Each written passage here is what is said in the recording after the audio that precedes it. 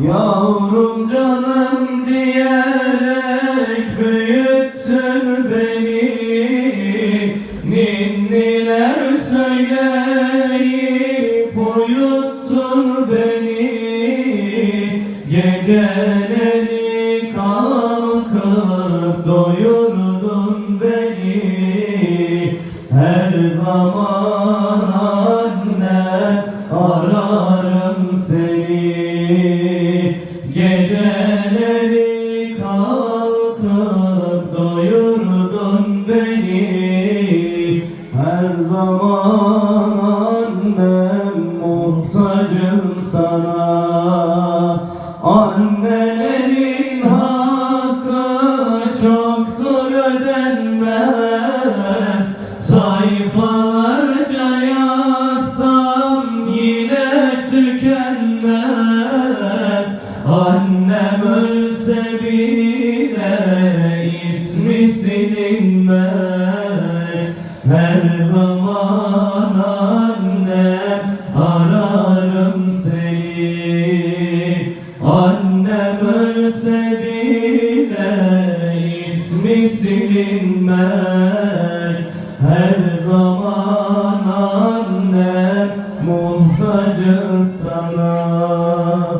Bir göreydim nur yüzünü, canlar cananı Muhammed.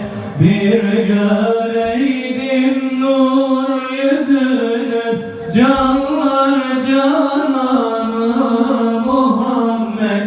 Biter bütün derdim çilem, canlar cananı Muhammed. Canlar cananı Muhammed. Canlar cananı Muhammed.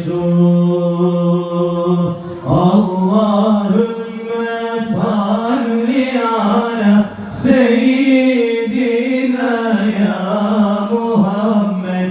Anam babam canım sana kurban olsun ya Muhammed.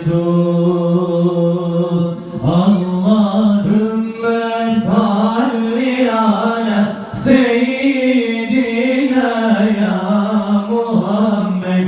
Anam babam canım sana kurban olsun ya Muhammed. Bilmem gider sözüm nere, gidiyorum ıssız yere.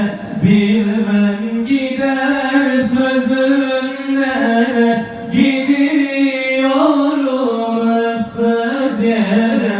Açtın yüreğimde yâre, canlar cananı Muhammed. Canlar cananı Muhammed. Canlar cananı Muhammed. Allahümme salli ala seyyidina ya Muhammed. Anam babam canım sana kurban olsun ya Muhammed.